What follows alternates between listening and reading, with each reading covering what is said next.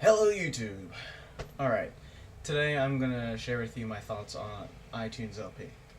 Now, I watched the keynote, maybe a week or two ago, around the time that I first got Snow Leopard. And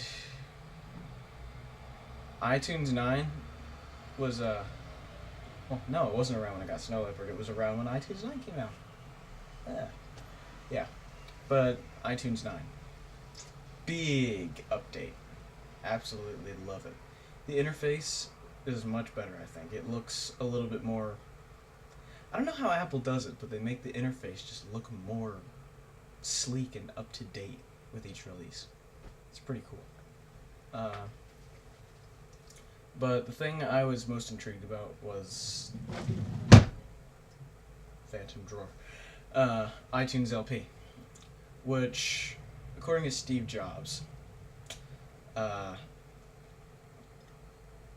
is supposed to digitally emulate buying an LP record. Good luck trying that. Really. Because, in my mind, that's nothing like owning a record. At all. Apart from the bigger artwork, that's it. You get bigger artwork. With iTunes LP, you get bigger artwork, special features. Like you would... It's basically like a DVD special features. You get extra videos, all that stuff. It's like an enhanced CD put into a DVD menu and distributed digitally. Remember enhanced CDs from back in the 90s? They used to come with like little programs that would show you extras and movies and music videos and things like that.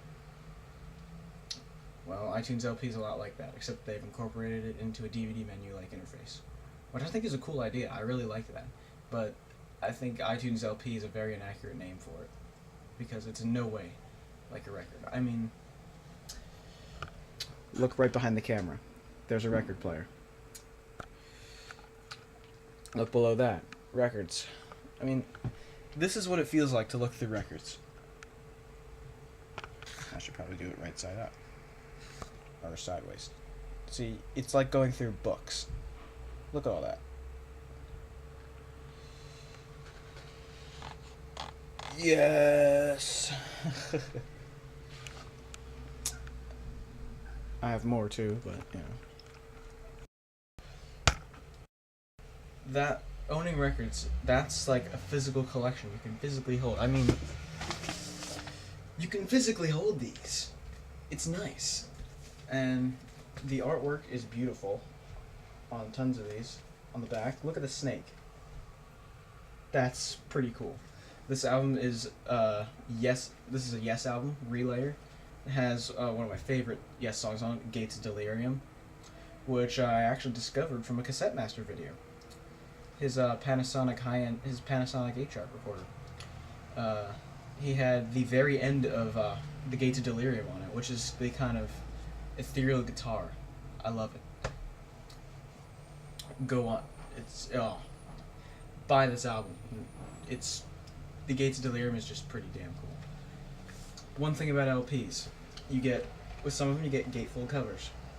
This one ain't that impressive. It's just basically a picture of the band Yes, the track names, and, that's really it. And there's a quote from Donald Limcool. This gatefold ain't that impressive. But there are others that are really nice.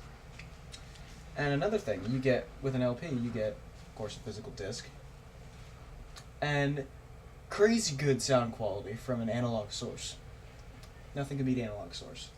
Now, the only downside to LPs is that it's physical. They're physical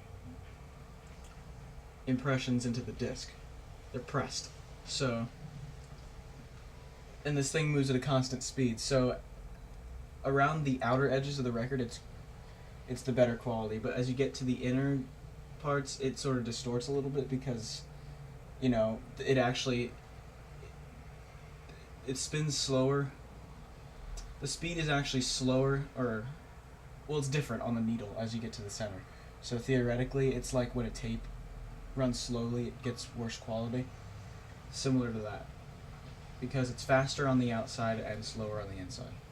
That's the only drawback. But that doesn't make it a bad format. it's still a great format for albums. You know, you'll still get really good quality. I mean, if you wanted the best quality possible, I would go with a reel-to-reel tape of the album, since that's what the album's originally recorded on, so it's not transferring format from one to the other. Now, CDs, I would keep physical. I'm a big fan of physical media, so CDs, and so I think these are the best methods of buying music. Vinyl records, reel-to-reel tapes, if you happen to have a deck, because, you know, they sound amazing. CDs, because you get full uncompressed sound quality. Although the sound is sampled because it's digital, it's still uncompressed and nice. If you're gonna download from the internet, I would get it in a lossless format if possible, because that way it will be just like the CD. For example, lossless formats like FLAC, FLAC, is a good one to use. So yeah, that's my opinion. But there's one thing. I'll show you a better example of the gatefold cover. Hold on.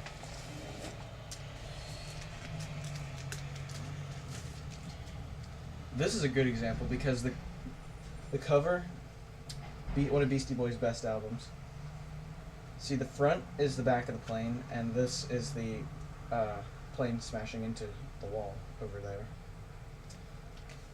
You open it up, and you get this. Boom!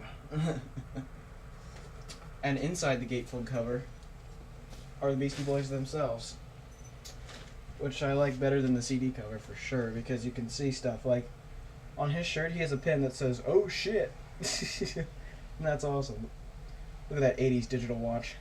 Oh my god. Yeah, boy. That guy looks aggressive. But seriously, this is one of my all-time favorite albums. And this is from 1986, so the vinyl is fairly new. And of course, in the 80s, there was a shortage of vinyl, so it's pressed really thin. One test I do for vinyl is the floppy test. As you can hear, it's thin.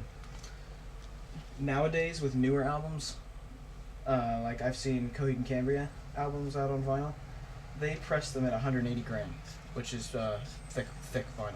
I have a Radiohead album that's that thick. And that's great in terms of quality, but if that record ever gets warped, you're screwed because it'll stay warped. But if you take care of your records, then they'll be just fine. But yeah, this is why iTunes LP will never be like an LP, because you get all this great stuff, plus the sound quality, and you know, all that stuff. It's just a poorly named product, I think. That's my opinion on it. I think it's awesome, but I think they named it the wrong thing. Yeah. Just my thoughts. Have a good one, everybody. Ciao.